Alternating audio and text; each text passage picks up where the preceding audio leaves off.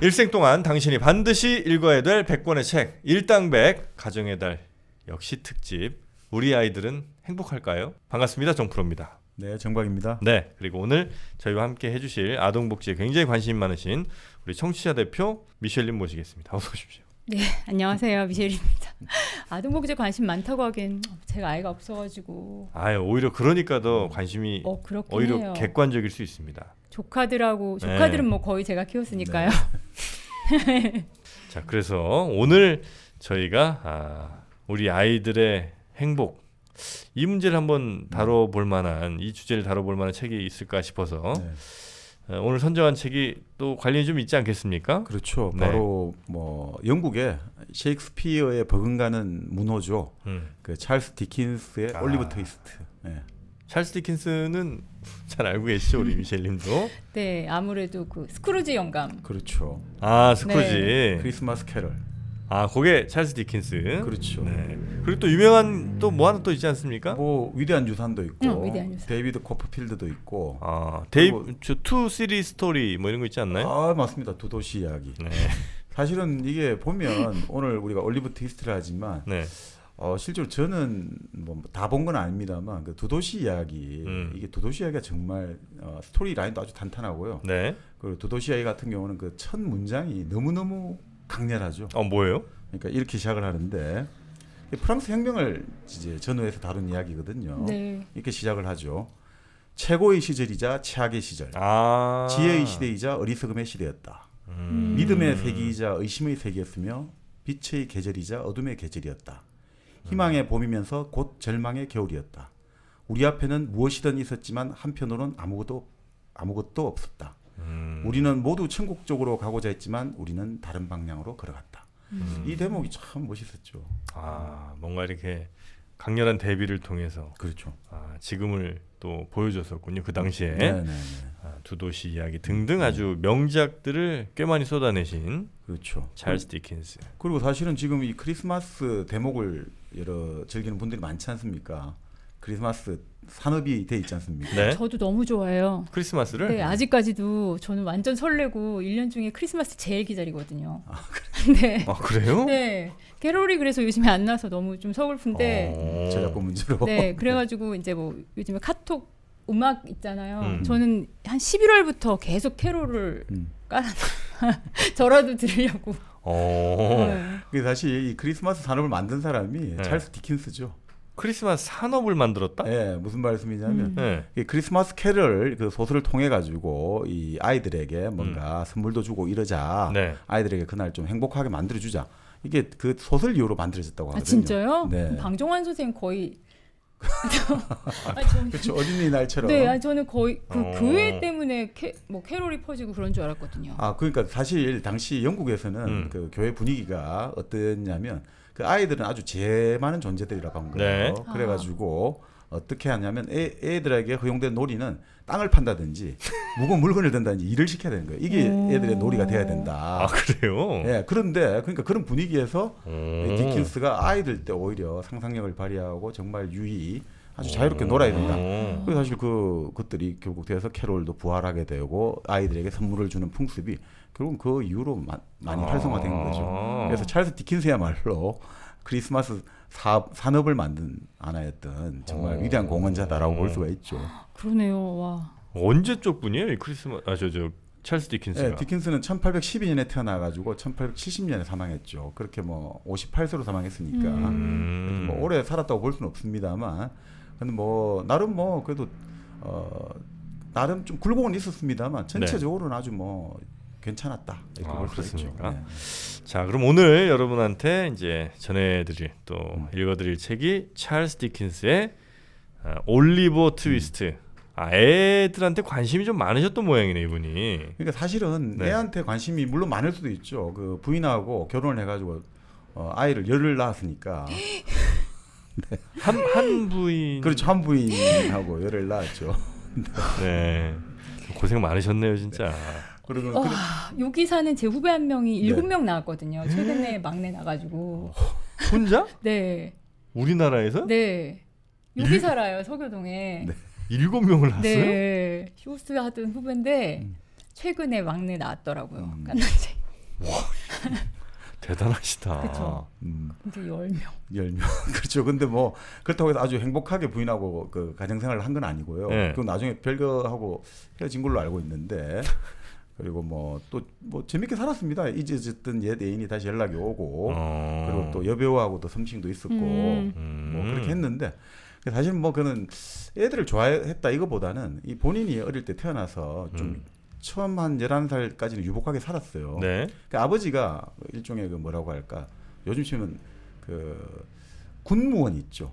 군무원. 네, 해군의 문관으로 있었으니까. 네. 그래서 태어난 곳이 이제 프랑스 남부, 프랑스가 아니죠. 영국 남부의 포츠머스 군항 도시에 태어나가지고. 포츠머스. 네네.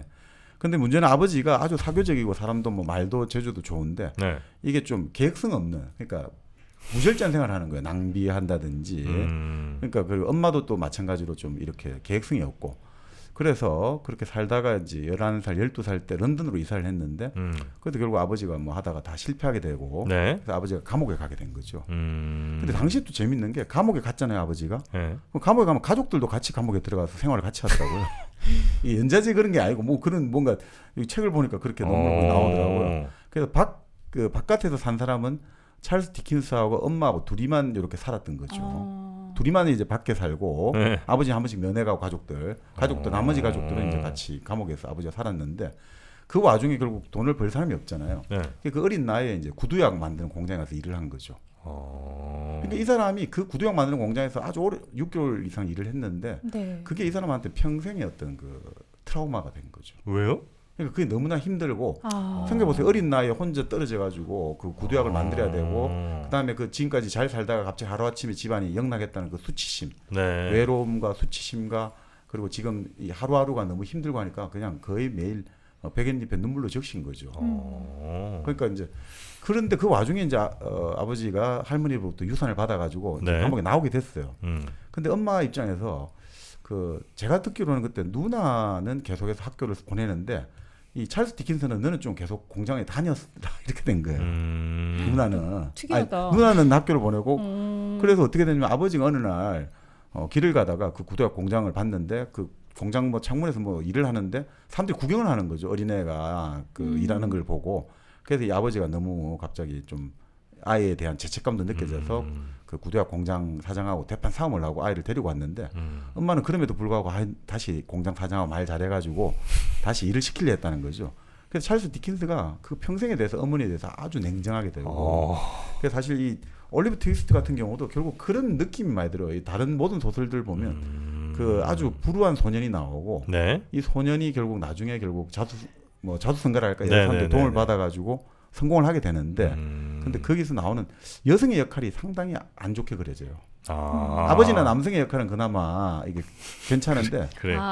그러니까 결국 엄마에 대한 부정적인 이미지가 계속해서 나타나는 것 같아요. 네. 그게 무의식적으로 나타나는 건가요? 그렇죠. 그러니까 이게 사실 그래서 어떤 사람들은 그런 이야기를 평론가들은 이 올리브 트위스트라든지 여러 가지 이 소설을 보면 결국 그 어린 소년한테 결국 그 찰스 디킨스는 자기 감정이입을 하고 자기라고 생각하는 거죠. 그래서 찰스 디킨스가 그 어린 소년을 불우한 처지에 있는 소년을 주인공으로 쓰는 이유는 네. 결국 그 어린 시절에 자기 자신을 달래준다는 거죠. 이 사람 끊임없이 평생 동안 그 자기 마음속에 들어있는 어린 시절에 그 외로운 찰스 디킨스에게 이제는 괜찮아. 이제 너는 그 수치와 가난의 세계에서 너는 이제 구원받은 거야. 그걸 끊임없이 자기가 글 쓰면서 확인하는 거죠. 제약을. 나는 이제 괜찮아. 나는 괜찮아. 이게 결국 평생 동안 반복되는 주제가 아닌가 이런 생각이 들죠. 그게 크다고 합니다. 네. 자, 찰스 디킨스, 영국의 하여튼 셰익스피어와 버금갈 정도의 그렇죠. 추앙을 받는. 네네.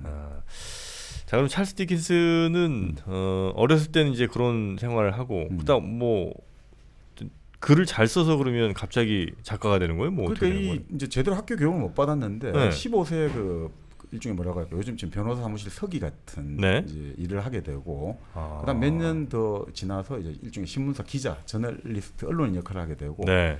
그래서 한 24살부터 어떤 그 소설을 연재하면서 인기를 얻게 되고 이 올리브 트위스트 같은 경우는 이제 1837년에서 9년 사이 연재를 했거든요. 잡지. 네. 그러니까 사실 우리 나이로 불과 25부터 이제 완전히 뭐 그 이제 이름을 얻게 된 거죠. 인기 작가로. 워낙에 재능이 있었나 보다. 그렇죠. 그렇죠? 그럼 젊어서부터 이렇게 네네. 글로 꽤 그렇죠. 인기를 끌었어요. 그렇죠. 당대에도. 그렇죠. 그러니까 이 사람은 뭐 그 아까 말한 어린 시절에 그 아버지 엄마가 하도 이게 좀 무절제한 계획성 없는 생활을 통해서 가족들을 괴롭힌 거잖아요. 그래서 본인은 정말 열심히 돈도 벌고 또 어린 시절에 그 경험했던 가난한 사람들 그 사람들에 대한 어떤 연민이랄까 연대감을 항상 가지고 있었거든요. 그 나중에 이제 워낙 소설을 유명해지면 영국 같은 경우는 이제 어떤 각 분야마다 공을 크게 세우면 귀족이나 기사 자기를 내리잖아요. 네. 찰스 디킨슨은 거부를 했죠.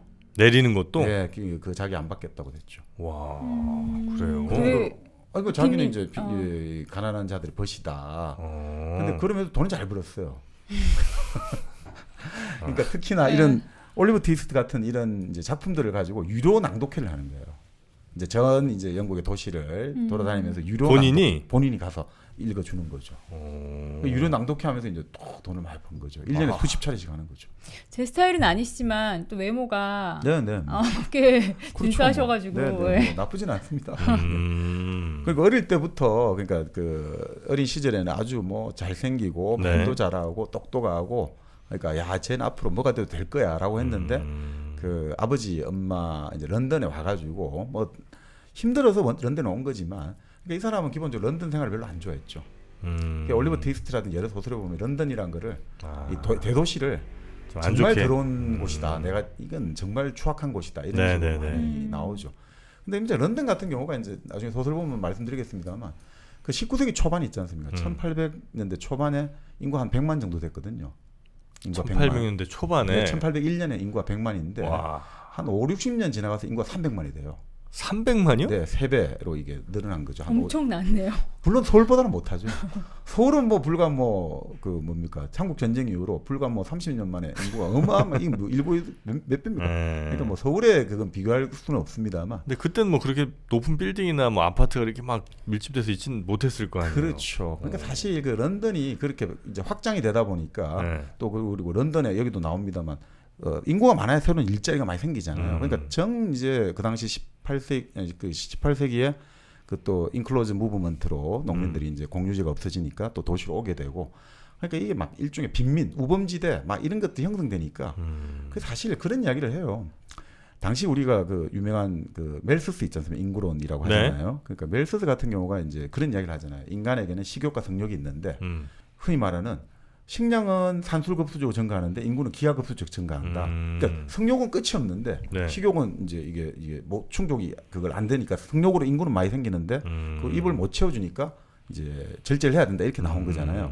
그 사실은 이게 우리 냉정하게 보면 19세기만 해도 노동자라든지 군인이 그러니까 인구의 수로 결국 국력이 결정된 시대였거든요. 그러면 그때 멜서스의 이 책이 노렸던 거는 그게 아니라는 거예요. 실제 인구가 중요하고 이런 게 아니라 그 런던을 보면서 그 도시 빈민이 혁명 세력이 될까 봐 사혁명을 일으켜 이 불안감하니까 이 빈민들이 애를 못 놓게 해야 되는 거죠. 그래서 그거를 해가지고 자 이렇게 논리적으로는 누가 그런 이야기를 해요. 논문을 보면 논리적으로는 뭐 인구가 식량은 뭐 산술급식 넣는데 인구는 기하급식 넣어가지고 우리가 도덕적으로 절제를 해야 된다는데 사실 그 도덕적 절제 대상은 빈민들인 거죠. 그래서 나중에 결국 1834년에 새로운 신빈민법이 만들어지면서 구빈원의 사람들을 다 넣어가지고 노동을 시키고 들어가면서 이제 부부 사이도 분리 수용하는 거죠. 같이 있으면 애를 낳게 되고 성욕이 자꾸 분리하게 되고 가족도 분리하는 거예요. 왜냐하면 아이들이 부도덕한 엄마 아빠 밑에서 나쁜 도덕관을 가지니까 애들도 분리하는 거죠. 그래서 우리 예전에 뭐 바로 19세기 말에 그 찰리 채플린. 채플린은 어릴 때 구빈원에 가게 되면 엄마하고 형제가 분리되잖아요. 엄마하고 따로들이 살게 되잖아요. 그런 식이란 말이죠. 너희들은 엄마 자격이 없어. 그러니까 멜서스의 이론대로 하자면 결혼하려면 아이를 부양해야만 결혼할 수 있다 이거죠. 그렇지만 그 부양의 의무는 하지만 또 그렇다고 결혼하고 싶은 욕망이 사라지면 안 되잖아요. 그러니까 결혼하고 싶은 욕망을 가지고 있으면서 동시에 그러니까 내 자식을 부양할 정도의 능력이 있어야만 결혼할 수 있다. 이 참 모순적인 거를 많이 요구한 거죠. 그래서 제일 중요하게 된 게는 여자가 중요하단 말이죠. 여자들은 남자들에게 결혼하고 싶다는 욕망을 불러일으켜야 된다 이거죠. 그 대신에 결혼할 능력이 될 때만 응해줘야 된다. 결혼을 해야 된다 이거죠. 그러니까 애간장을 태우게 하되 내가 능력이 없으면 난 절대 결혼 못해라고 해서 남자들로 하여금 열심히 일하게 만들어야 된다. 이 이데올로기가 결국 다 결합된 거예요. 영국의 공리주의, 멜서스 그런 것들이 다 같이 돼가 이게 결국 그래서 이 찰스 디킨스가 뛰어나다는 게 바로 그런 지배 이데올로기를 이 책에서 정말 잘 처음으로 깠단 말이죠. 비판적으로. 상당히 그래 이게 이 책의 내용 자체, 줄거리 자체가 뭐 이런 것보다 그걸 관점에서 한번 지금 이 배경 지식을 가지고 우리가 읽어보면 상당히 다르게 다가올 겁니다. 당시의 영국 상황이라든지 폭발적인 런던의 인구 집중 그리고 인구 폭발에 약간 좀 불안감을 느끼는 그런 정서라든지 그리고 또 그 당시에 빈민을 바라보는 어떤 시각 이런 것들이 이 책에 아주 잘 녹아 있다. 네, 그러니까 어떤 분이 그런 이야기를 하는데 이 찰스 디킨스는 그 우리가 말하는 지금 나쁜 법이라든지 좀 제도 이런 거 있지 않습니까? 이게 이걸 어떻게 이렇게 마치 우리가 어떤 사람하고 만나서 이야기할 때 이 사람 성격이 어떻다라고 포착을 해내듯이 그걸 잘 녹여내고 있거든요. 그리고 아주 그것도 풍자적이고 반어적이고 그러니까 정말 이거 읽다 보면 야, 이 사람 정말 이게 뭐라 당시 지배층이 보기에는 너무 기분 나쁘겠다. 이게 완전히 좀 뭐라고 해요, 살살살살 뭔가 말은 그쪽 사람들 용어를 쓰고 표현을 쓰는데 완전히 이 사람들 기분 확 나쁘게 만드는. 근데 직접적이 아니어서 뭐 이렇게 금지되거나 그런 건 없었어요? 그래서 이제 이 타협이 들어가죠. 사실은 이 영국에서 이 찰스 디킨스 직전에 유행했던 사람이 우리 예전에 한번 다뤘습니다만 오만과 편견의 그 소설들 있지 않습니까? 그 제인 오스틴이 오만과 편견주가 유행을 했거든요. 거기서는 결국은 여성이 아주 자기보다 신분이 높은 사람들을 잘 이렇게 밀당을 잘 해가지고 결국 결혼을 해서 행복하게 산다. 이런 가정 소설들이 유행을 하다가 이 1830년대부터 좀 뭔가 범죄라든지 빈민 이런 사람들이 출연하거든요, 소설에. 그런 소설이 유행하는데 그만큼 이제 당시 지배계급들이 이제 그거를 이제 이 사람들이 잘못하면 이 혁명을 일으키겠다. 그런 느낌도 이제 불안감도 드는 데다가 그리고 실제로 당시 영국이 이제 산업화 도시화가 되면서 주기적으로 이제 불황도 일어나고 또 여러 가지 이제 한 번씩 흉년이 들고 하다 보니까 사람들이 폭동도 일어난단 말이죠. 파틀루의 폭동이라든지 해가 사람들이 죽기도 하고 또 프랑스 혁명의 여러 가지 여파로 유럽에서는 계속 혁명이 일어나잖아요. 그러니까 이제 영국의 지배층들이 불안감을 느끼게 된 거죠. 런던에 사람들 몰려들지. 저 인간들을 어떻게 제어를 못하면 큰일 나겠구나. 그래서 이제 그런 것들을 하면서 이 범죄 소설이 나오면서 여기서 이제 이런 것들 좀 교훈적으로 가야 되는 거죠. 역시 죄를 지으면 벌을 받아. 그러니까 이런 것들을 하면서 이렇게 타협을 하는 게 나오죠. 그러니까 뭐 이렇게 좀 해가지고 타협도 보면서 그런 대신 또 비판할 건 비판하고. 그래서 이 소설이 초반에는 사실 아주 냉소적이고 비판적으로 잘 가다가 이게 막판에 가면 약간 좀 권선징악에 올라가는 측면이 좀 있죠.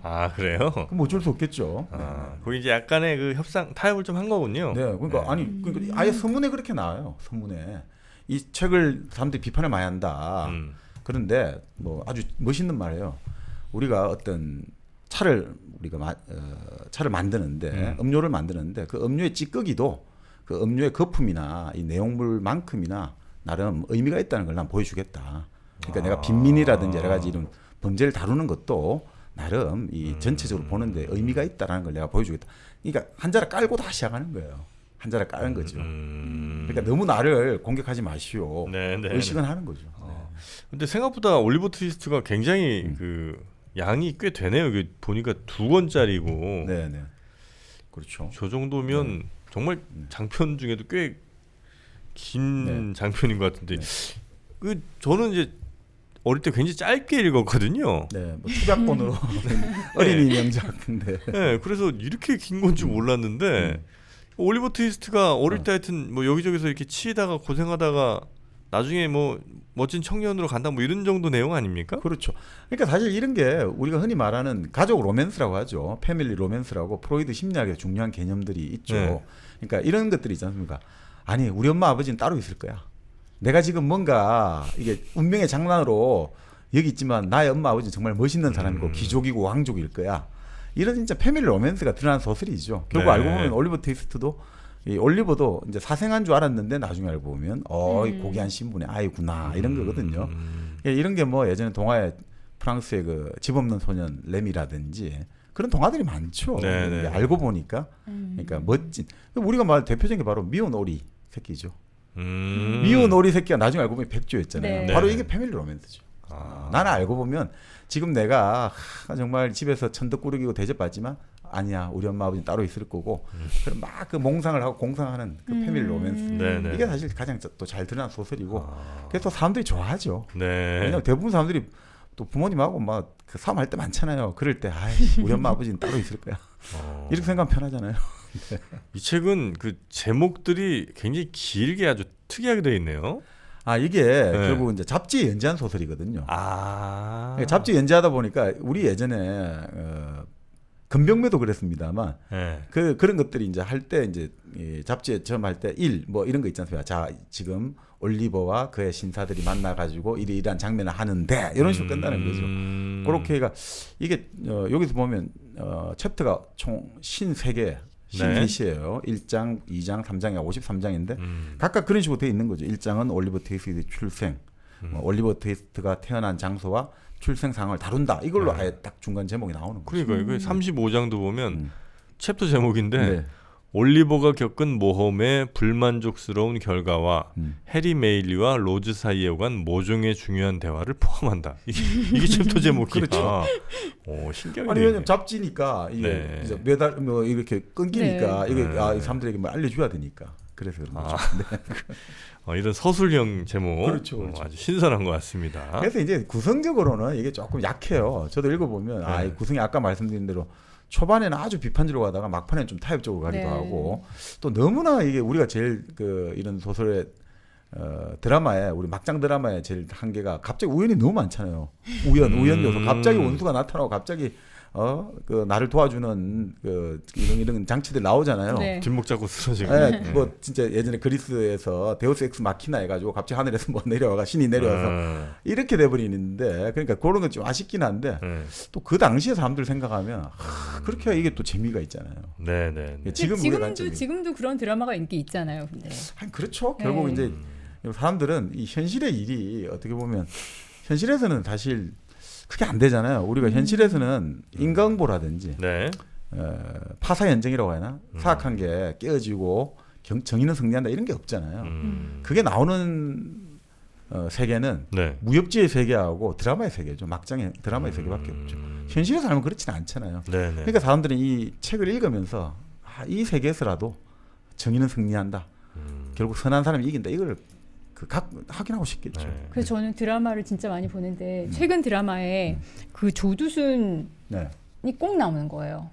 조두순처럼 그 소학을 좀 간간한 범죄자가 나왔어. 근데 복수해 주는 게 나오는 거예요. 드라마가 한 3건이 연달아 그게 다 나왔었어요. 그게 너무나 다 분개하고 있는데 법으로는 갚을 수 없고 뭐 실현되지 않으니까 드라마에서라도 대신 보여주는 것 같아요. 다 인기 있었어요. 그렇죠.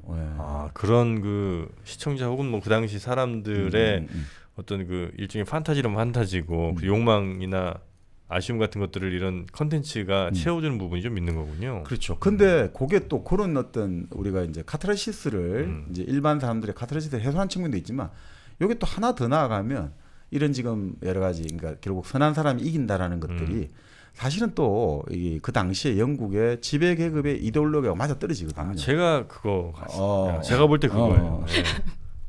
역시 정프로입니다.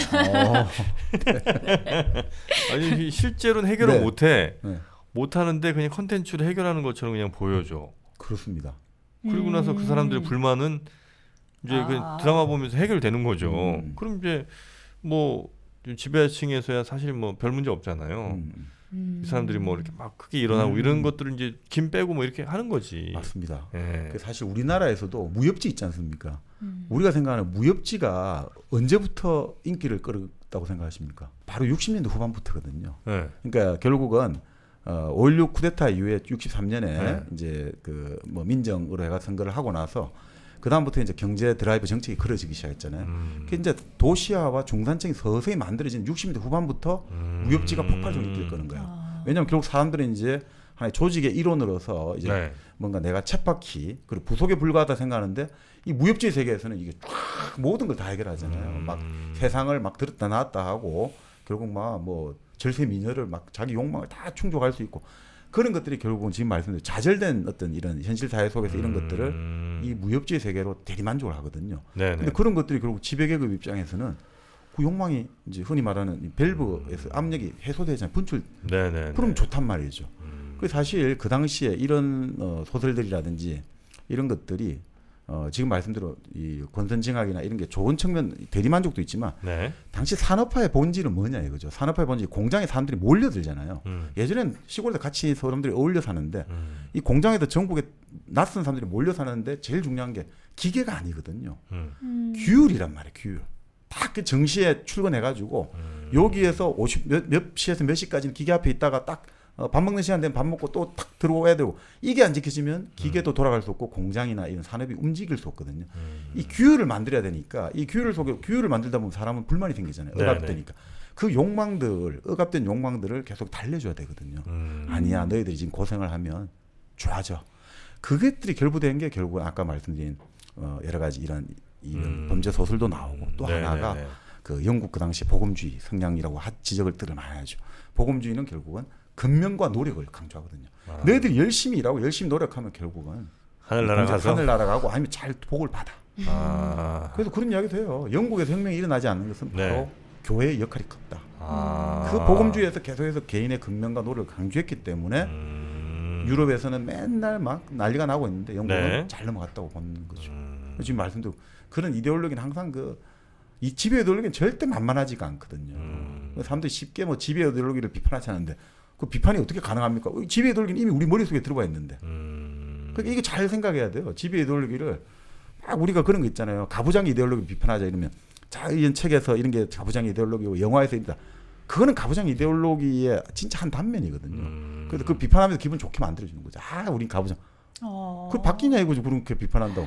중요한 거는 어떤 분이 그런 이야기하는데 진짜 가부장 이데올로기 작용하는 거는 그 책을 읽으면서 내가 불편하게 느껴진 부분이 있죠. 갑자기 이 책이 이해가 안 된다든지 불편. 그 부분이 지배 이데올로기가 작용하는 부분이란 거예요. 내가 이 부분은 왜 내가 이해가 안 되지? 왜 갑자기 이 부분은 갑자기 내가 좀 가슴이 안 닿아?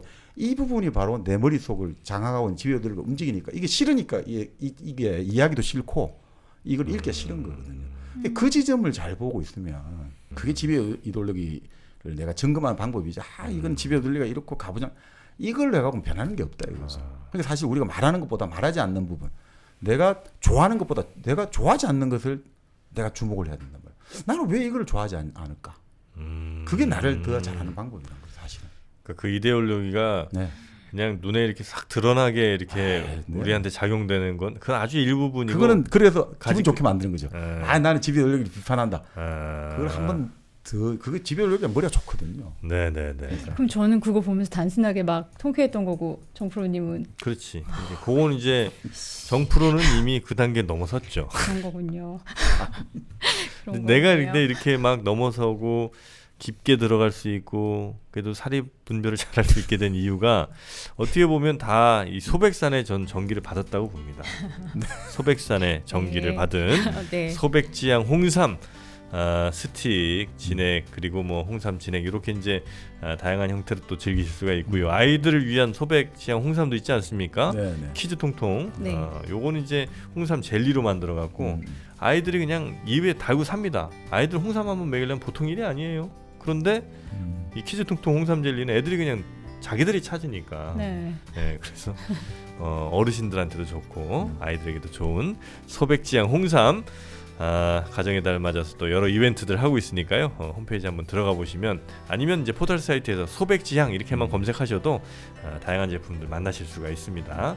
우리 미셸님도 이제는 뭐 비타민 사드시고 뭐 이럴 필요가 없다는 겁니다. 저는 이미 먹고 있죠. 먹고 되겠어요. 하루에 1-2포씩 먹는데요. 그게 뭐 언제부턴가 이제 뭐 나이도 나이지만 건강을 챙겨야겠다는 생각이 들었는데 이 소백지향 홍삼에는 인위적인 것들 있잖아요. 그런 것들 다 빼고 홍삼만으로 원료로 만들었다고 하더라고요. 그래서 이거다 내 건강 위해서 그리고 가족의 건강 위해서 준비 좀 벌써 했죠. 사실 모르신 분들이 많겠습니다만 우리 미셸님이 정박님보다 더 위시거든요. 그런데 이렇게 젊어 보이는 거는 소백지향 홍삼 덕입니다. 라고 말씀드릴 수 있겠네요. 석류 홍삼 콜라겐을 많이 드시나 봅니다. 정말 대단합니다. 누나라고 한번 하시겠습니까? 알겠습니다. 연기를 잘 못해가지고. 누나는 여자니까. 요 얘기는 뭐 여기까지만 하겠습니다. 그래서 우리 지배의 이데올로기가 우리의 머릿속에 우리의 의식하지 못하는 부분까지 이미 다 들어왔다. 이건 성장 과정에서 그냥 뭐 마치 그냥 어떤 룰처럼 당연한 것처럼 받아들여지다 보니까 네네. 그거에 대한 비판을 하긴 대단히 어려운 일이다. 그렇죠. 네. 그러니까 이제 그게 우리가 그러니까 비판만 해가지고 극복이 되는 문제가 아니라는 네, 거죠. 네, 어떤 네. 그 표면적인 부분이 그렇습니다. 아니겠느냐 네. 이런 생각도 좀 듭니다. 자, 그럼 이제 올리버 트위스트. 올리버가 이름이고 트위스트가 성이겠죠? 그렇죠. 그러니까 구빈원의 네. 엄마가 이제 임신한 채로 쓰러졌는데 그 구빈원에 데려간 거죠. 구빈원이라고 하면 좀 빈민계층 푸어하우스. 좀, 그러니까 사실 영국은 그 엘리자베스 1세 여왕 있지 않습니까? 네. 이때 그 1601년부터 구빈법이 만들어져요. 정말 그러니까 이 전통적으로 이 가난한 사람들하고 이 사회가 도와줘야 된다. 이 전통이 계속 내려왔던 거죠. 네네네. 근데 이제 문제는 그러다 보니까 그 당시 그 구빈법의 조항은 여성이 만약에 애를 가지잖아요. 네. 그래 애를 낳게 되면 이 법으로 아버지를 찾아내는 거예요. 그래가 어떻게 찾아요? 법으로 이제 여자가 미혼모가 말을 하겠죠. 내가 누구하고 네네네. 그러면 그 사람을 찾아내가 양육비를 청구를 받든지 아니면 강제로 결혼을 시키는 거예요. 근데 그런 조항이 있었는데 아까 말씀드린 대로 이제 그 1834년에 법이 개정되면서 이렇게 했다가는 계속해서 애가 늘어난다. 미혼모가 늘어나면 안 되니까 이제는 여자가 모든 책임을 다 져야 되는 거죠. 이제 스스로 조심해라. 네네네. 그러니까 더 이상 이제 그 법으로 보호를 안 해주고 만약에 자기가 부양 능력이 없으면 구빈원에 들어가야 되는 거예요. 구빈원에. 근데 이 구빈원이 이제 아까 말씀드린 1834년 개정 이후로는 이게 되게 힘들어져요. 사람들로 하여금 여기 구분해 놔서 좋게 야 먹을 거 주고 이게 태평천국이다 이러면 안 되잖아요. 그래서 엄청나게 예를 들어 나중에 나오겠습니다만 막 음식도 거의 굶어 죽을 일보 직전까지밖에 안 주고 일은 또 열심히 시키고 그래서 사람들로 하여금 절대 다시 여기 못 오게 가고 싶지 않다라는 느낌 주게 하니까 사실 그 당시에는 어떻든 되게 그랬던 거죠. 주인공 아이도 올리버 트위스트도 되게 맛없는 죽인데 한 그릇만 더 달라고 그래서 엄청 막 혼나는 장면이 있잖아요. 그렇죠. 그 영화에도 아주 잘 나오는데 네. 그 영화 보고 있으면 그 아이들이 너무 힘이 들어가지고 그러니까 이렇게 생각하시면 돼요. 여기 나중에 나오는데 그 어느 정도 먹냐면 그러니까 하루 세 끼는 죽만 줘요.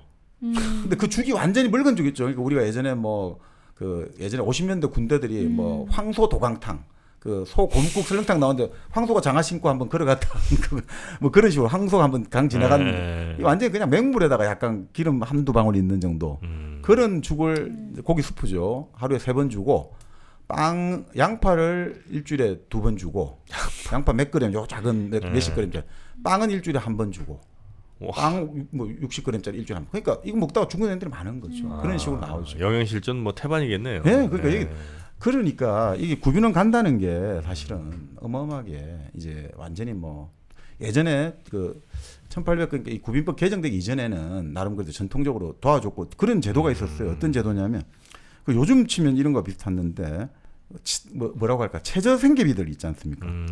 이게 무슨 제도냐면 이게 이런 제도가 있어요. 스핀햄랜드 제도라 해가지고 네. 그러니까 공공기금으로 저임금을 보충해 주는 거예요. 우리가 이제 이 공공기금을 그래서 최소한의 소득을 보장해 주는 거란 말이에요. 네네네네. 근데 이거를 하니까 그 구빈세 세금이 많이 필요하잖아요. 근데 당시 영국 중산층 입장에서는 이게 불만인 거죠. 아니 그 당시 왜냐면 우리는 선거권도 안 주면서 세금을 왜 이렇게 많이 걷어가냐. 그래서 1832년에 영국 선거법이 바뀌면서 중산층이 대거 선거권을 가지게 돼요. 네. 노동자들은 나중에 한 30년 더 지나서 가지게 되는데 중산층이 이제 선거권을 가지게 되면서 어떻게 되겠습니까? 선거권 가지게 되니까 이제 우리의 법을 만들어 달라는 거예요. 법 바꾸는구나. 34년에 그래서 신구빈법 바꿔지는 거예요. 그러면서 이런 제도를 다 이제 완전히 다 철폐시키는 거예요. 그리고 아까 말한 미혼모도 이제 완전히 이제 사회의 어떤 죄인 취급을 하게 되는 거죠. 그래서 이때는 어느 정도냐면 왜 이런 제도를 철폐해야 되느냐? 이것은 노동자의 자립심을 약화시키고 성적 방종과 그를 통한 인구 증가를 야기한다는 거예요. 그래서 이 중산층 입장에서는 세금 많이 내기 싫은 거죠. 네네네. 그래서 이게 이제 당시 영국의 노동자들 입장에서는 결국 그렇게 보는 거죠. 우리가 이제 사회사생하다. 우리가 사회사생하고 구빈원을 뭐라 불렀냐면 구빈법이 만든 바스티오라고 불렀어요. 감옥으로 불렀어요. 이것은 이제 구빈 시설이 아니라 감옥의 재수하고 똑같다. 가서 맨날 일해야 되니까. 그 정도로 열악한 환경에 이제 결국 올리버 트위스트의 엄마가 어떤 사연인지 모르지만 젊은 여자가 배가 부른 채로 길거리에 쓰러져 가지고 구빈원에 와서 애를 낳고 나서 그리고 아기를 한 번만 보게 해주세요 한 다음에 아기가 이마에 뜨겁게 입 맞추고 난 다음에 죽어버린 거죠. 엄마가 죽죠. 그러니까 아무런 이제 흔적이 없어요. 그래서 애 이름은 아까 지금 말씀대로 그 구빈원 하급 관리 범벌시라는 사람이 그냥 순서대로 저번에 S니까 이번에 성은 T로 하자. 그 트위스트 쓰고 올리브라는 흔한 이름을 땡겨준 거겠죠. 네. 뭐 이렇게 애가 인생이 계속 꼬이는 그런 의미. 트위스트. 네. 그렇네요. 그렇구나. 요번에 발견하신 겁니까? 아니 지금 말씀하시니까. 아닌가요? 그러네요. 그렇다고 생각했는데 작가가 그런 건 줄 알았어요. 그런 것 같습니다. 네. 네. 근데 인생 꼬였네. 이거를 외국 애들도 같은 표현을 쓰는 모양이죠? 그렇지 않았을까요? 그랬을까? 뭐 우리가 그 왜 영화도 노래도 있잖아요. 네. 이제 인생이 순탄하지 않고 꾸불꾸불하고 이러면 와인딩 로드 이런 말 썼잖아요. 롱앤 와인딩 로드 하듯이. 그게 이제 구불구불하고 뭐 꼬인다 이런 거니까. 네. 샹하이 트위스트는 어떻게 중국이 꼬였다? 네, 죄송합니다. 그래서 이제 그 엄마와 생이별을 그렇죠. 구빈원에서 하고 네. 엄마 아빠 얼굴도 아예 모르네 이 친구는. 그렇죠. 그러니까 이 엄마가 아무것도 남긴 게 없는 거죠. 그러니까 이 엄마 이름도 모르고 네. 그냥 막 어떤 젊은 여자가 와서 애를 낳고 죽은 거고 그래서 이름은 여기서 그냥 올리버 트위스트 쓴단 말이죠. 네. 자 그렇게 이제 그렇게 해서 성장을 해야 되는데 이때 여기서 2장에 보면 이 올리버 트위스트 성장을 하면서 그 당시 구빈원에서 아이들 있잖아요. 태어난 아이들을 어떻게 키우는가 나오는데 이게 진짜 리얼해요. 그러니까 이게 아주 냉소적으로 썼다 했잖아요. 이 사람이 네. 아주 반어적으로 풍자적으로 쓰거든요. 네. 아이들이 지나치게 호의호식하는 불편을 겪는 일이 없도록 하루 종일 바닥을 뒹구는 위탁 양육. 그러니까 그냥 아무도 안 돌보는 거죠. 하루 종일 애들 그냥 지 혼자 바닥을 뒹구는 게 하는 거죠. 지나치게 호의호식하는 불편을 겪지 않도록. 그런 다음에 여기서 이제 이 위탁을 받은 중년부인 만이라는 부인이 나오는데 또 그런 게 있죠. 돈이 나오잖아요. 애들한테 뭐 예를 들어 이제 식비가 나오잖아요. 근데 그 정도면 애들이 충분히 먹고 살 수 있는데 역시 항상 약자를 또 갉아먹는 게 약자 그 마케팅 있잖아요. 그렇죠. 그러니까 이런 이야기를 하죠. 가장 깊은 바닥에서조차 한층 더 깊은 바닥을 찾아내는 그 솜씨. 바닥인데 또 더 더 찾아내는 솜씨. 바닥에서 또 지하를 찾아내는 솜씨. 그래서 이 중년 부인은 자신이 아주 위대한 경험주의 철학자임을 증명해 보였다. 이 경험을 통해서 정말 또 찾아먹는다. 수많은 경험을 통해서 빈틈을 또 찾는구나. 그렇죠. 근데 사실 약자와 병자를 덩쳐먹는 게 가장 악질 중에 악질이잖아요. 네. 그 사회 약자를 덩쳐먹는 사람은 진짜 악질 중에 악질인데. 근데 이제 이 아이들이 어릴 때 어떤 상태에 있는지 이 소설에 다 나와요.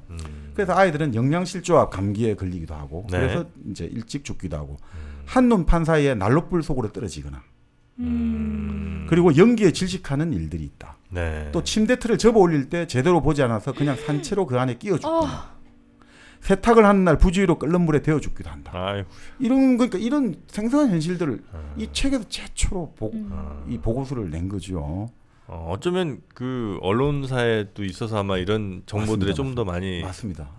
이 저널리스트의 감각이 살아있는 거, 이 사회 비판적 저널리스트가.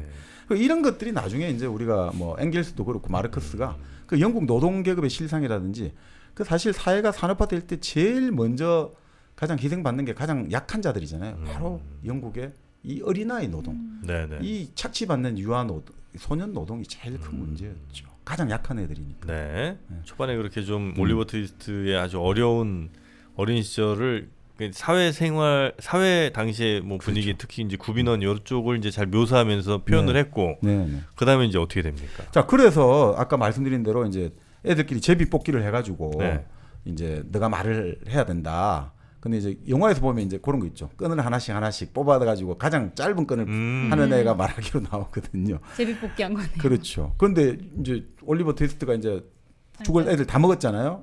막 이제 자 빨리 말해가 결국 이제 가서 말하는 거죠. 주방장한테 가서. 대표로. 네. 주방장님 배가 너무 고픈데 죽 조금만 더 주실 수 있나요? 이 주방장이 경악에 찬. 아니 어떻게 이런 놈이 감히 이런 말을 할 수가 있지? 그래서 바로 그게 하급관리에 보고되고 하급관리는 이게 이사에 보고되는 거예요. 이 애는 악마다. 어떻게 감히 우리가 주는 음식에 이 항의를 할 수 있느냐? 밥도 달라고 했다고? 예. 그러니까 이사회에서는 이놈은 앞으로 교수형을 당할 놈이야. 이놈은 악마야. 이렇게 하고 나서 어떻게 하냐면 당장 이놈을 사실 팔아치우는 거죠. 이놈한테 도제 지금 이게 9살 나이에요. 데려가면 5파운드를 줄 테니까 빨리 도제로 데려가라고 공고가 붙는 거예요. 얘를 데려가면 5파운드를 주겠다. 아니 구빈원에서 돈을 준다고요? 그래서 이 구빈원이 사실은 이게 바로 진짜 이 돈이 별로 걸리잖아요. 이게 그러니까 자기들은 어떻든 공리주의 입장에 따라 가지고 최대한 어떤 이익과 이런 숫자가 들어가기 시작하는 거죠. 그러니까 이게 나머지 그 장의사라든지 굴뚝 노동하는 청소하는 사람들 입장에서는 이 어린애들 노동 쓰기가 너무 좋은 거죠. 요 부분을 그럼 조금만 잠깐 한번 읽어드리겠습니다. 네네. 3장 처음 부분인데요. 주구를 좀 더 달라고 하는 신성모독의 불경스러운 범죄를 저지른 뒤 올리버는 지혜롭고 자비로운 이사회가 배정해준 이 캄캄한 독방에 일주일 동안 아주 엄중히 감금되었다. 표현을 아주 반어적으로 잘 쓰시네 진짜. 올리버가 흰 조끼 신사의 예언을 존중하는 합당한 마음이 있었더라면 손수건 한쪽 끝을 벽 고리에 묶고 나머지 한 끝에 목을 매달아 이 현명한 양반의 예언자적 자질을 단번에 영원히 확고부동한 것으로 입증해 주었으리라는 생각은 얼핏 터무니없어 보이지 않는다. 야, 이 무슨 말이야? 꼬고 이 트위스트네 진짜. 문장이 트위스트네. 근데 그렇게 꼬아야지 네. 직접적인 비난에서 좀 면제가 될 수 있으니까 계속 반어적으로 아주 냉소적으로 네. 하는 거죠. 네, 하지만 이 묘기를 부리는데 한 가지 장애물이 있었는 바 곧 이사회가 엄정한 명령을 내려 손수건을 의심할 여지가 없는 사치품으로서 극빈자들의 코에서 영원히 추방하도록 조치했다는 점이다. 이 표현이 아주 재밌네요. 네. 이렇게 해서 이제 올리버 트위스트는 그런 그러니까 어디인가에 팔려갈 그런 이제 운명에 처하게 된 거죠. 그렇죠. 그리고 이제 여기 독방 이제 경험이 나오잖아요. 네. 여기서 아주 참 좋은 이게 리얼한 표현 같아요. 그러니까 결국 자기가 어릴 때 아버지 감옥 면회간 기억들이 있나 봐요. 네. 그리고 혼자 지냈잖아요. 그 구두약 공장에서. 네. 이렇게 나오죠. 어두컴컴한 방에서 올리버는 그저 하루 종일 구슬피 울기만 했다. 무섭고 긴 밤이 오면 어둠이 보이지 않도록 조그만 두 손을 펴서 눈을 가리고는 한쪽 구석에 웅크린 채 잠을 청했다. 이 표현이 너무 좋아요. 어차피 그 어두운 방인데 무섭고 긴 밤이 오면 어둠이 보이지 않도록 조그만 두 손을 펴서 눈을 가린다. 이게 참 희한한 것 같아요. 어차피 어두운 방인데 어둠이 무서워서 나는 손으로 눈을 가릴 거야. 그러니까 참 그러니까 이 얼마나 뭔가 아무도 도와줄 없는 망연한 소년의 어떤. 그러니까 이게 어른은 이런 처지에 당할 때 여러 가지 생각을 할 수 있고 이걸 벗어날 수 있는데 이 소년은 그 자체로 이걸 받아들일 수밖에 없으니까 너무 힘든 거죠. 그러니까 결국 이런 경험들이 한 번씩 나오죠. 이 책에 읽다 보면. 그래서 결국 이제 굴뚝청소부 와서 데려가려는데 이 굴뚝청소부는 지금 벌써 한 너댓 명의 애를 굴뚝청소하다가 죽인 혐의를 받고 있거든요. 근데 이사회하고는 뭐 실갱이를 하다가 이사회는 그러니까 애를 많이 죽여서 못 보내겠다는 게 아니라 너 너무 위험하니까 돈 좀 깎자. 너 필요하잖아 좀 더. 그래서 흥정을 하다가 5파운드 대신 3파운드 10실링으로 낙착 이렇게 보는 거죠. 참 이것도 웃기는 거죠. 이 이사회가 도대체 그 어린 구빈원이라는 게 결국 이제 교회가 그 구빈원을 운영하면서 그 이사회인데 완전히 장사를 하는 거예요 지금. 서로 흥정을 하고 이런 것들을 하고 있는 거죠. 그러니까 근데 결국 이렇게 해가 그 당시엔 그래도 또 재밌는 게 이걸 그냥 보내는 게 아니고 이 승인을 법원에 가서 받아야 되는 거예요. 법원에서 허락을 해줘야 되는 거예요. 근데 올리버가 가서 이 데리고 너무 무섭게 보여가지고 제발 저 사람만은 한테 데리고 가기 허락을 하지 말아달라 하니까 결국 이제 다시 올리버는 구빈원으로 돌아왔죠. 그런 다음에 이제 가게 된 게 결국은 장의사 일을 하러 가게 된 거죠. 사워벨이라고 나오는데 그 사워 이게 실을 뿌리는 사람, SOWER, 사우어고, 그러니까 그런 이름 같아요. 실을 뿌리는 사람 집에 가가지고 결국 이제 뭐 거기도 보면 이제 사우베리는 나중에 이제 좀 잘해줘요. 애가 해갖고 뭐 애가 아주 청승맞게 생겼다 이거죠. 그러니까 사람들이 좋아한다 이거죠. 그래서 잘해주려는데 여기서도 이제 부인이 아주 냉담한 걸로 나오죠. 올리버에게 아주 불친절한 거. 그 올리버가 엄마에 대한 안 좋은 이미지가 계속. 그러니까 이 부인들을 기본적으로 엄청나게 안 좋게 봐요. 여기 보면 그 여인들에 대해서 상당히 좀 그런 게 좀 나오죠. 대충 요때가 몇 살쯤인 거예요 그러면? 지금 이제 올리버가 교구 장의사로 가게 된 건 10살. 10살 때 이제 장의사 가서 도제로 가게 된 거예요. 근데 이 도제 가게 됐다가 뭐 나중에 또 말씀드리겠습니다만 이 도제로 가게 되면 애들이 그냥 거기서 이제 계약을 이제 처음에 한 달 수습하고 이제 정식으로 해서 계속 하잖아요. 그 하고 나서 이제 몇 년을 해야 되거든요. 근데 몇 년 하다가 중간에 만약에 이제 애가 그만둔다든지 다른 데로 가면 감옥에 가요. 누가요? 그 애가 그 도제를 그만두게 되고 이러면 감옥으로 보내게 돼 있어요. 계약에 따라 가지고. 그러니까 완전히 노예 계약인 거죠. 그러니까 참 그때 알겠죠. 그러니까 어린 아이들 노동력을 이렇게 착취를 했던 거죠. 그러니까 교구하고 그 당시 그런 공장이나 이런 데가 얼마나 이게 끈끈이 서로 이게 뭔가 딱 서로 일종 커넥션들이 형성되기 딱 좋겠죠. 아니 근데 그 어린 아이들을 써봐야 그렇게 뭐 노동력에 도움이 되죠. 예를 들어 그런가요? 굴뚝 청소 같은 경우는 이게 몸집이 작아야 되잖아요. 이 책에도 나오죠. 어떤 사람 같은 경우는 자기 애를 그렇게 이용해 먹으려고 애에게 밥을 안 줘가 자기 아들을 일부러 키를 안 크게 한 거예요. 맞아. 그래가지고 애를 작게 만들어가 계속 도둑질할 때 보내는 거예요. 도둑질할 때 작은 창문 틈으로 애를 들여 보낸 다음에 이제 문을 따야 되니까 그 애가 필요하니까 돈을 받고 자기 애를 줘야 되니까 애를 이렇게 안 먹여가지고 계속 애를 기형적으로 자라게 해요. 그런 실상 얘기 다 나와요. 여기도 올리브티 때. 그 외에 뭐니까 설국열차인가 뭐 그 영화에도 네. 보면 네. 좁은 틈 안으로 들어가서 애가 뭘 이렇게 고쳐야 되는데 그렇죠. 뭐 그런 거 하려면 또 그 나이 때 조만한 애들이 또 필요하기도 하고 그게 아마 영국의 이 당시 뭐 산업혁명 때 이때 막 그렇죠. 굴뚝이든 아니면 무슨 석탄 네네. 캐러 가는 뭐 네. 이런 애들을 아마 좀 묘사한 것 같기도 합니다. 그렇죠. 그게 1800 그러니까 이 이제 올리버 트위스트의 배경한 1830년대 그 신구빈법 나온 이후 정도니까 34년 요 이후란 말이죠. 네. 그 상황에서의 어떤 그 이제 우리가 18세기 후반에 그 전기 기관이 본격적으로 개발되고 그것들이 이제 한 세대가 그 몇십 년 지나니까 이제 본격적으로 이제 잘 돌아가고 있는 때죠. 네. 실제로 그리고 뭐 지금이야 당연히 이때랑 비교할 수는 없겠습니다만 뭐 비슷한 경우는 아니겠지만 또 우리나라에도 애를 이제 모델로 쓰는 경우가 있잖아요. 네네네. 예를 들면 뭐 7살, 8살 이런 아동 모델들이 있잖아요. 맞아요. 그죠? 네. 얘가 크면 모델로서의 가치가 없잖아요. 네네. 그래서 밥을 덜 먹이는 부모가 있다는 얘기를 얼핏 제가 어디서 들은 것 같습니다. 네. 그렇다고 하더라고요.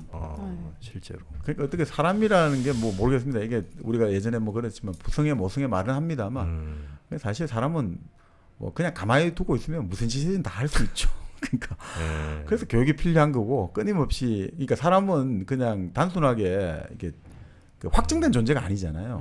그러니까 계속 끊임없이 주변과 커뮤니케이션하고 하다 못해 뭐 그런 이야기 하잖아요. 꿈도 꾸는 이유가 뭐냐. 네. 꿈을 통해서 결국 사람은 내가 사람됨을 계속해서 왔다 갔다 하면서 이제 뭐 어떻게 보면 사람됨의 어떤 감각을 가진다는 거죠.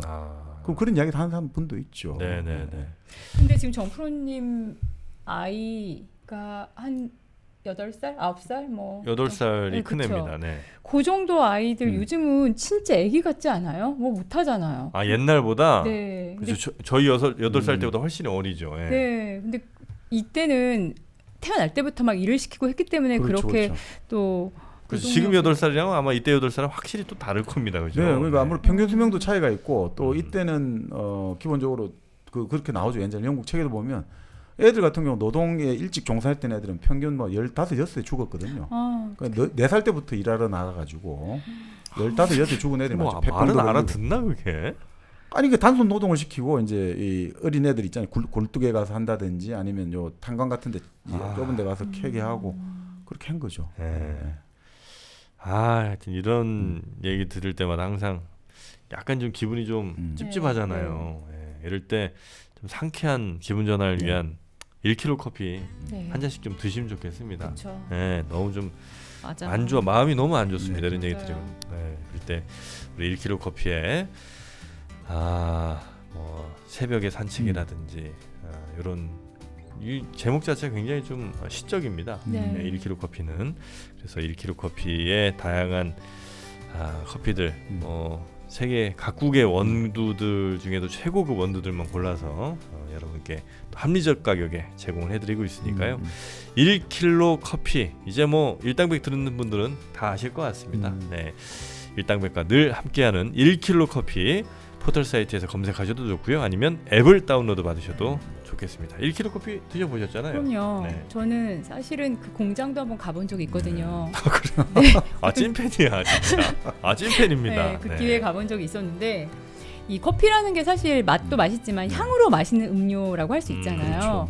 근데 그게 블렌딩에 어떤 원두를 썼느냐가 그 향을 좌우한다고 하더라고요. 근데 제가 그 공장에서의 원두를 보고 또 그 원두를 다루시는 모습을 보고는 이게 안 맛있을 수가 없다라는 확신을 얻었고 그래서 주문을 하고 먹어봤는데요. 제일 자신 있게 권해드릴 수 있을 것 같아요. 굉장히 오늘 광고에 적극적이시네. 고맙습니다. 제 어깨가 훨씬 가벼워졌어요. 네. 그대 어깨 위에 놓인 짐이 너무 무거워 보여가지고. 고맙습니다, 미셸님. 근데 워낙 다 이용을 해보셨으니까 자신 있게 이렇게 네. 또 추천도 해주시고, 자 1kg 커피 많이 사랑해 주시기 바랍니다. 네. 자 그러면 이제 올리버 트위스트는 그 도제. 그렇죠. 장의사의 도제가 된 거죠. 장의사라고 한다면 뭐 시체 이렇게 염한다든지 뭐 이렇게 묻는다든지 이런 일을 하는. 그렇죠. 근데 올리브에게 주로 맡겨진 업무는 그러니까 이 장의사 사우베리가 딱 보니까 얘가 얼굴이 너무 이제 어떻게 보면 이 슬픔과 우수를 자아낸 얼굴이다 이거죠. 그러니까 특히나 어린애들이 이제 그때는 어린애도 많이 죽잖아요. 여러 가지 전염병 돌고 할 때. 그럴 때 얘를 탁 근사하게 검은 옷을 입혀가지고 탁 장례 마차를 따르게 하면 이 그 동네 그 아주머니들이 엄마들이 얘를 보면서 너무나 그 찬탄을 한다는 거죠. 그리고 오히려 슬픔이 정화된 느낌을 가진다는 거죠. 그러니까 슬픈 이미지용이군요. 그렇죠. 그러다 보니까 이 사우베리는 더 잘해주는데 마케팅. 진짜 너무 여러모로 써먹었네요 아이를. 그렇죠. 진짜. 아이를 이제 아니 일종의 장례 죽음 마케팅이죠. 근데 그러다 보니까 이 사우베리 부인이 그게 싫은 거예요. 남편이 애한테 잘해주는 게 싫은 거예요. 그리고 돈 잘 벌면서도 남편이 하여튼 애한테 잘해주는 게 싫은 것도 아니고죠. 양가적인. 또 같이 일하는 선배가 있겠죠. 노어라는 애가 있는데 얘도 싫은 거죠. 얘가 굴러온 돌이 박힌 돌을 지금 흔드는 것 같으니까. 그러니까 올리면 또 계속해서 이제 또 미움을 받게 되는 거죠. 근데 그 와중에 이 노어라는 애가 이제 자기 고참이죠. 올리브한테 올리브의 일종의 영리를 건드리는 거죠. 뭐냐면 야 너희 엄마는 잘 죽었어. 너희 엄마 지금 안 죽었으면 지금 깜빵에 가 있던가 아니면 교수형 받았을 거야. 너희 엄마 같은 년 뻔하잖아. 행실도 나쁘고. 그래서 이 꼬마 올리버가 격분해가지고 그 영화를 보면 아주 진짜 인상적이에요. 이쪽 작은 꼬마가 그냥 막 주먹을 휘두르거든요. 이 분노에 차가지고 감히 우리 엄마를 어떻게 너가 함부로 욕을 하고. 그렇죠. 그러니까 참 그 대목이 인상적이죠. 그러니까 어떻게 되겠습니까? 얘를 이제 사람들이 합심해가지고 석탄 창고에 가둬버리고 그다음에 이제 교구 관리를 부르는 거죠. 당신 여기 갖고 있는 그 꼬마가 지금 이 난리를 치고 있다. 그리고 이제 사오베리 주인이 와가지고 이제 부인 때문에라도 좀 자초정 들어보고 자기는 너 왜 그렇게 이렇게 했냐니까 엄마를 욕을 해서 도저히 참을 수 없었다.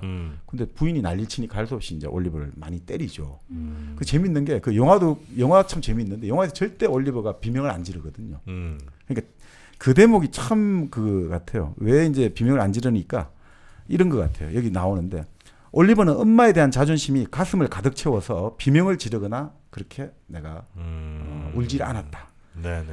이 올리버의 마음은 내가 산채로 불에 태워 나를 죽인다 해도 마지막 순간까지 비명을 지르지 않게 할 그런 자존심을 가지고 있었다는 거죠. 그러니까 이 올리버의 기본 마음 성정이라는 게 이걸 이제 보여주는데 근데 정말 재밌는 게 그 교구 관리 있지 않습니까? 하급 관리 범벌이라는 사람의 말이에요. 왜 쟤가 저 난동을 부릴까? 이러면서 원인을 딱 분석을 해주거든요. 그 사우베리 부인에게 이유는 딱 하나입니다. 부인이 쟤한테 고기를 먹여서 그런 거예요. 쟤는 그냥 죽이나 먹어갖고 힘이 없어야 되는데 제가 지금 고기를 먹여놓으니까 지금 힘이 넘치구만. 그래서 저 난동을 고기라는 것도 나중에 이 책에도 나옵니다만 개도 그들도 보지도 않는 그 쓰레기 있죠. 음식 쓰레기 그거를 줬는데 올리버는 개글 섞여 먹거든요. 먹을 게 없었으니까. 근데 이제 그런 거를 고기를 먹여서 그렇다고 이제 범벌이 말을 하고 결국 그 다음에 이제 있으면서 올리버가 어떻게 하겠습니까? 결국 다음 날 옷까지 이제 딱 기다렸다가 다음 날 새벽에 옷까지를 챙겨가지고 문을 열고 떠나는 거죠. 그 다시 아까 말씀드린 대로 만약에 이게 구으면 감옥에 가야 되는 거예요. 법으로 따르면. 그럼 이제 진짜 올리버의 인생이 이제 시작되는 거겠군요. 그렇죠. 결국 이제 올리버는 어디를 가느냐?